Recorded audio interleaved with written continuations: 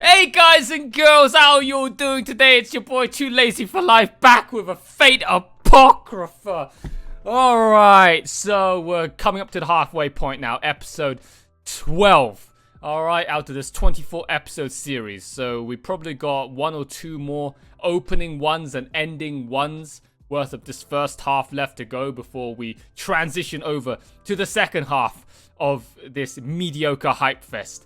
Alright, and we'll see what happens with the rest of this Holy Grail war now that the millennia, alright, Greater Grail has been stolen by Kotomine Shiro and his massive flying fortress of doom. If you told me this shit happened in Fate Stay Night and Fate Zero, I'll be like, what weed are you smoking, bruv? Oh my god, this show, man. This is what you call over milking it. Alright, like, the Apocrypha and Grand Order just really know how to just over milk a franchise when it should have been laid to rest after Heaven's Feel, man. Heaven's Feel was like the perfect ending, okay, to what had been an absolute 10 out of 10 masterpiece, breathtaking, fantastic story. And then they decided to dig it up from its grave, and it's like, gotta milk you, bro. You still got some juice left in that sack that we need to suck out. Suck with 2 C's. Alright, that we need to get more cash out of all them whales. After this episode, I'm probably going to give you guys a half a season, half a series rundown of what I think of this show so far. Right now, the 11 episodes that I've seen have been, you know, yeah. I highly doubt episode 12 is going to dramatically change my opinions of this show so far. But maybe it might help, okay, do some damage control, okay, for this show. I'll give you guys a half a season, half a series rundown of what I've experienced so far with Apocrypha. But for now, we're going to find out whether Vlado, okay, Count Dracula III, okay, whether Nosferatu is going to transform into the mythical creature known as the vampire that I suspect that Lancer is this entire time. I mean, what else could it be, right? Because I'm pretty sure they've been fighting in Transylvania this entire time. And Vlad, okay, the Impaler, like, vampires impale people, right? That's where the whole steak and chain myth came from. And onions for vampires. Hopefully he'll transform, alright, into his Ultima demon-esque state. And then I get to laugh at him, alright, because he doesn't want to be a vampire. But the audience wants to see him as a vampire. We'll laugh, okay, in his misery. Alright, guys! Let's go.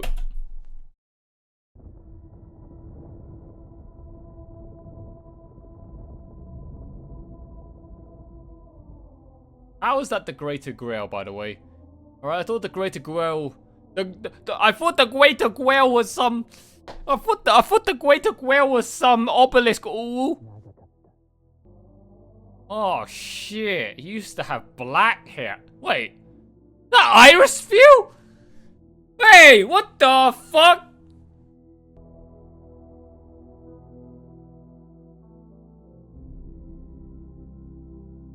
Wait, what? Is that Iris View? Kotomine Shiro is Kiritsugu?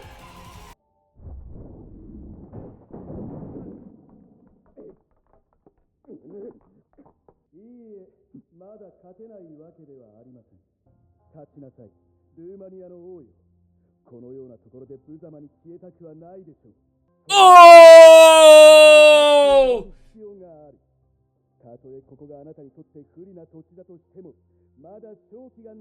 Oh, betrayed!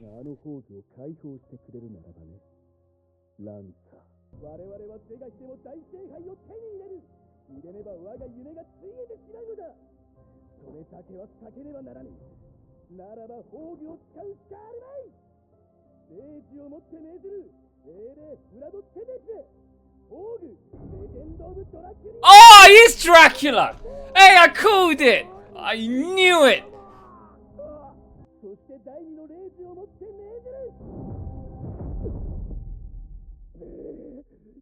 様の思い通りに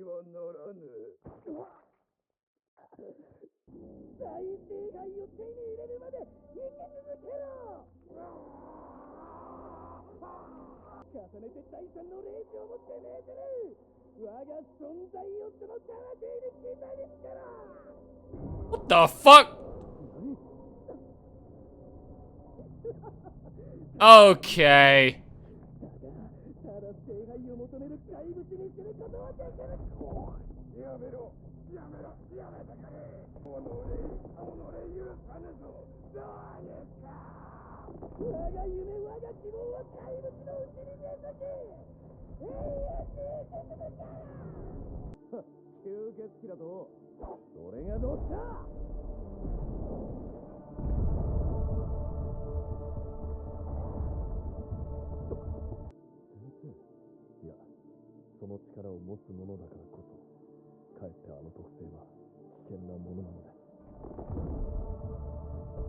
Oh, what? Can he bite? Yeah. So he can infect people? Oh!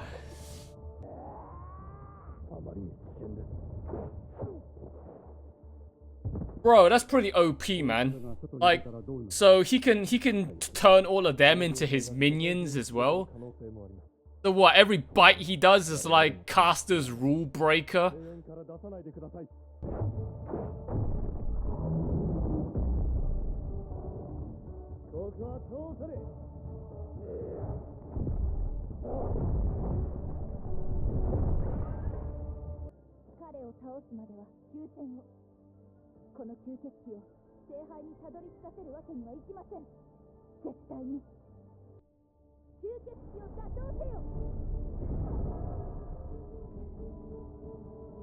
Bro, empowered by a ruler command spell? I wonder how much mana's in that command spell, huh?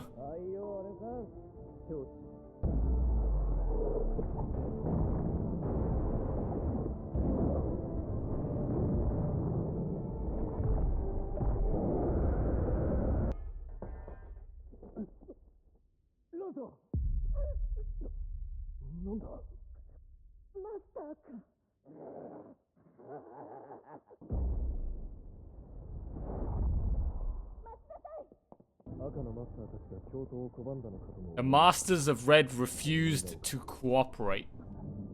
What? I thought Ruler was able to override all of the Masters with her own superior command spell. So somehow she got overwritten. Even though she's like the fucking admin. Admin. Get it? Because she's fucking also the voice actor that played Quinella. Administrator.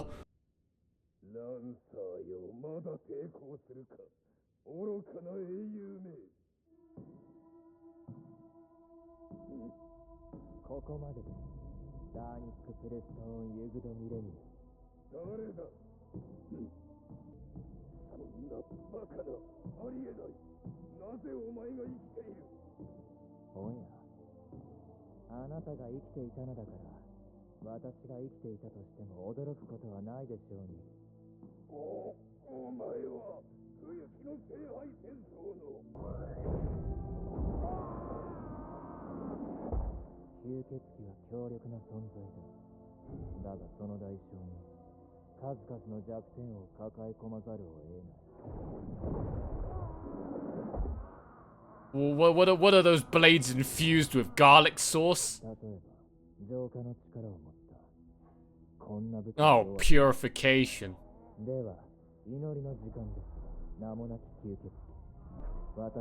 Oh shit! Wait, is that Cure's fucking Ecclesion purging skill? Yeah, what the fuck? What the fuck? It's oh my god, I can't believe it. Kyrie Elysion was in this show before fucking Heaven's Feel.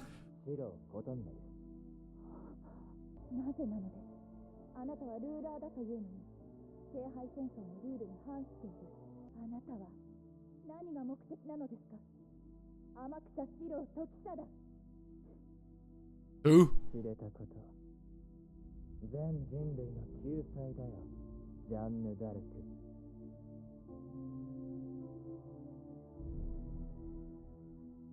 Oh no! I wanted to find out more. What the fuck? Oh my god, we got a whole lot to talk about, guys. This episode got a whole lot to talk about. Oh, that end bit, man. Holy shit! I wasn't expecting the episode to end like that.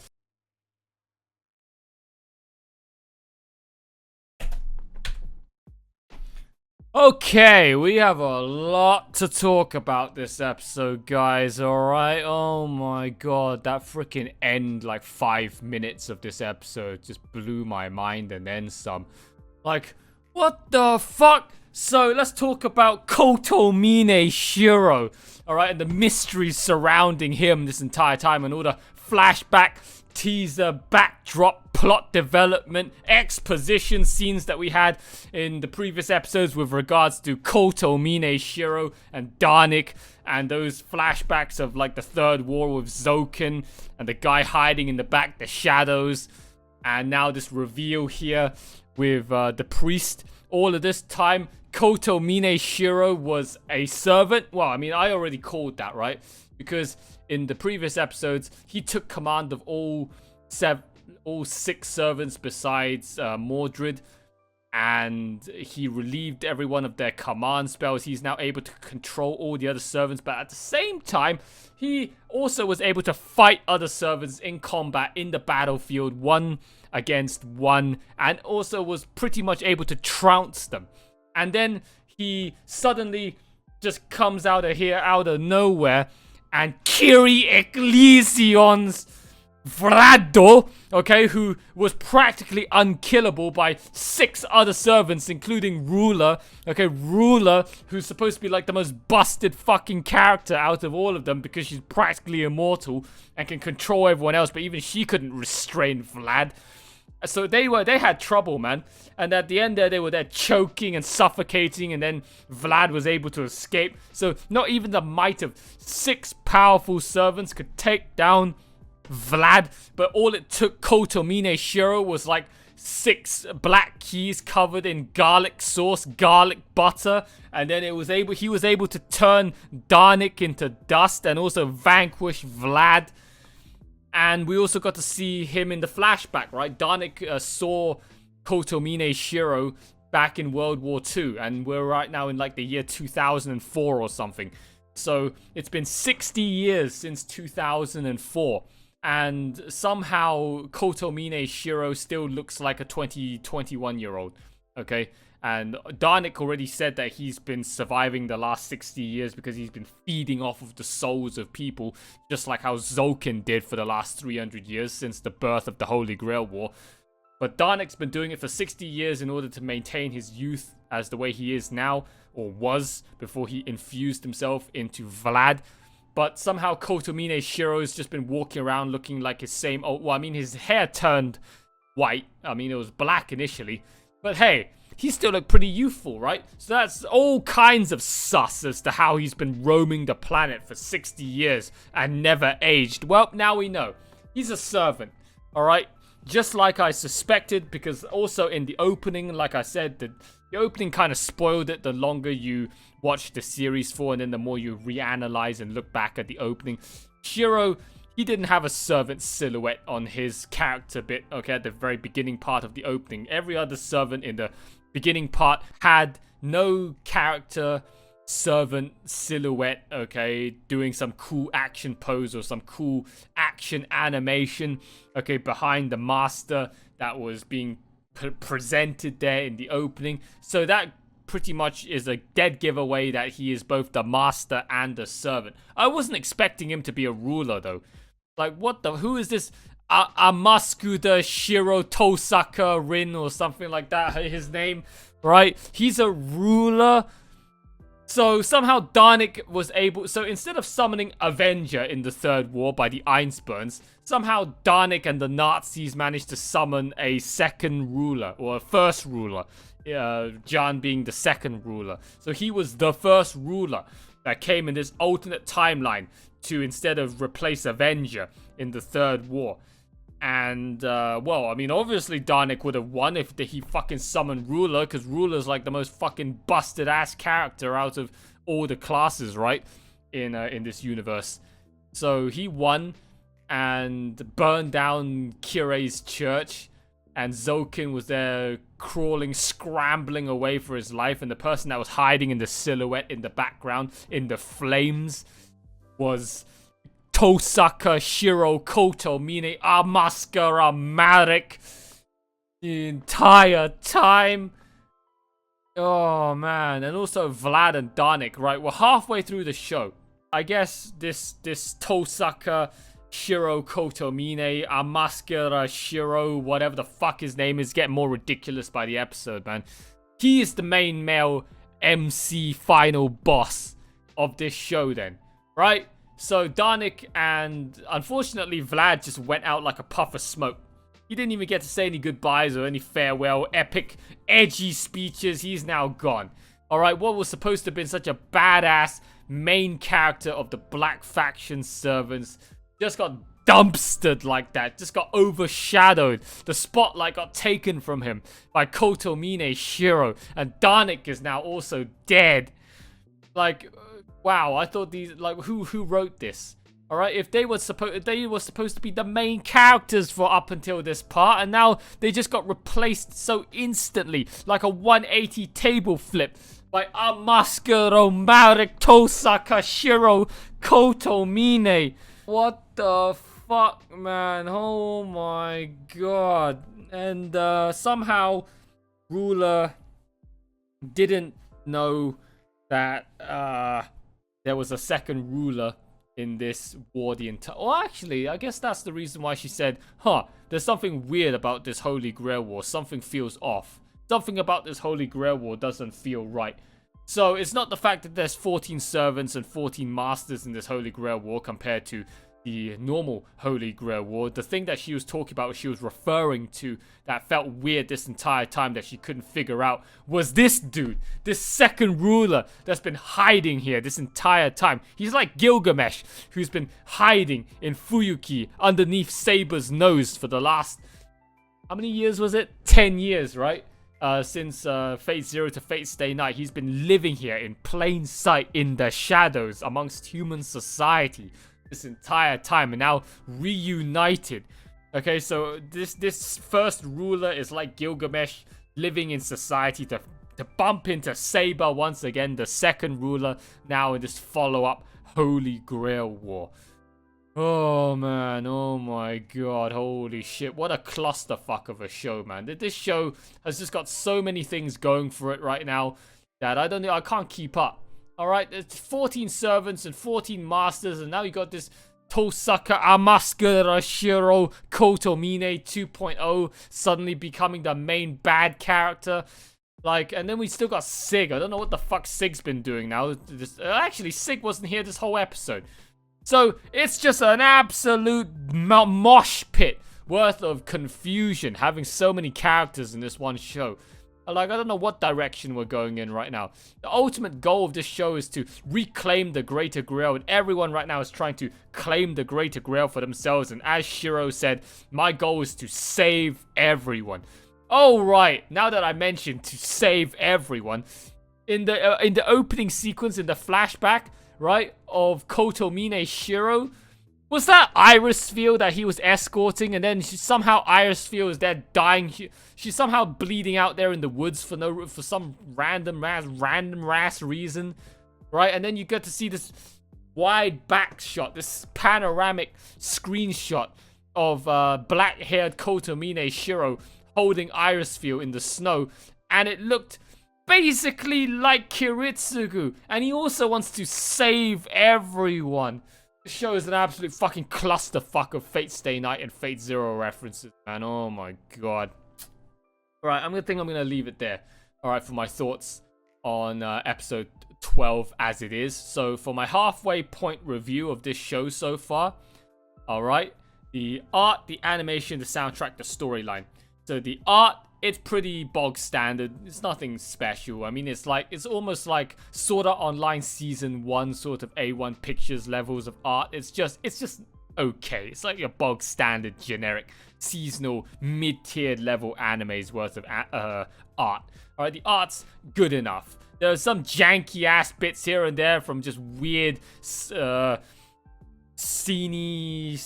panoramic, okay, pan shot, wide shot frames of the characters, but in all generalistic regards, it's good enough. Okay, so the animation, on certain occasions, the animation is pretty damn good. All right, funnily enough, for the show, some of the scenes had some pretty nice animation, actually arguably better than Unlimited Blade Works, okay, in some scenes, okay.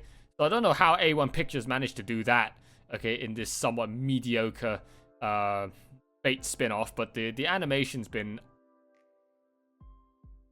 The OST, I mean, they've just been playing this one track over and over again, the one where Sig got saved by Siegfried in episode 4, just this very, very nice OST. I don't know what it's called, but you guys know which one I'm talking about. It's quite iconic now, okay, in this show. But the rest of the soundtrack, very forgettable. I don't think there's any pieces that I can remember besides that iconic moment OST from episode 4 where Siegfried saves Sig. That's been reused several times now so far in this show in the first 12 episodes. So this is that. And then finally, the storyline is probably the weakest point of this show. The storyline is just an absolute clusterfuck. Alright, so you got this alternate reality timeline war that takes place after the third war. So Fate Zero and Fate Stay Night never happened, and the Greater Grail got stolen by the Nazis, who now declares war on the Mages Association off in their distant land of Transylvania.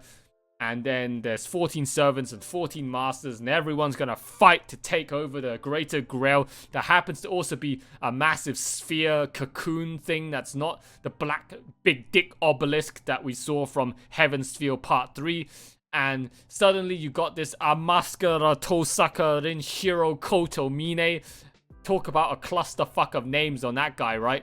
Who happens to be Gilgamesh 1.0 in this case, because he lived before Gilgamesh, who's been living in the human society this whole time, trying to reclaim the Greater Grail and save everybody, who happens to also be Kiritsugu, because he was the one that was around with Irisfield, right? And then you also got this Sig guy, who also happens to be like a spitting image of Shiro, and also wants to save everyone. And then you got John, and then you got I don't know. All right, but in any case, there is one stark difference between Apocrypha and Fate Stay Night and Fate Zero. There is no grand overarching mystery surrounding this Holy Grail war. It's just basically a clusterfuck of everyone trying to beat each other up. Okay, 14 times the detail of Fallout 4. 16 times the map size of Fallout 76. Alright, we need all-terrain weather patterns. Okay, of Fate Stay Night Unlimited Blade Works. That's all I got from Fate Apocrypha so far in these 12 episodes. It's a Nintendo Super Smash Bros. Fate edition of characters. But there is no overarching mystery like we had to do with Fate Zero and Fate Stay Night and Heaven's Field. I had to, go through like a half a year's long journey to figure out the true nature of the Holy Grail War. Now that I know the true nature of the Holy Grail War, this spin-off show has been significantly watered down in its hype fest and its surprises. Alright guys, that is it for this video. Hope you guys have enjoyed it. Alright, all you Fate fans that are brand new to this channel, that haven't seen me before, this degenerate, furry, goat onesie, just incel, I don't know what you would want to call me, just an absolute abomination of human society, okay? React to your favorite show, Fate Apocrypha, and if Fate Apocrypha is your favorite show, then big oof. You guys need to expand your broadening horizons reach on anime a bit more if this show is your favorite. Because yikes, that is some trash taste, man. Oh my god. But if it is your favorite show and you want to continue watching me react to your favorite show, then like, comment, subscribe, hit all those buttons and subscription and social media links and all the other buttons down below that help boost the algorithms, interactions, and engagements with my videos, guys. I very much appreciate it if you do that. All right, also consider signing up to the Patreon if you want to unlock all of my full, uncut, unedited reactions that you not find anywhere else, and also financially support me as I continue chasing after my dreams of becoming a full-time content creator here on YouTube. Big massive shout out to all of my existing patrons right now supporting me on the platform. Big massive shout outs to the Sloth Troopers, Tomato and Sailor once again, and to the Supreme Sloth supporter as always, Eden's Musketeer. Once again, thank you guys so much for your next extra levels of financial backing. I don't know what I honestly don't know what else to say, but other than just big thanks, all right, for your constant faith and willingness to keep up with me and my journey here of trying to make it somewhere on the wide web as a content creator. Thank you three so much. Absolute freaking legends. Alright guys, that is it for episode 12, the halfway point of Fate Apocrypha. Hope you guys have enjoyed it, and I'll see you all next week for the continuation. We're going on to the second half now. Gonna get a new opening and ending transition, I think.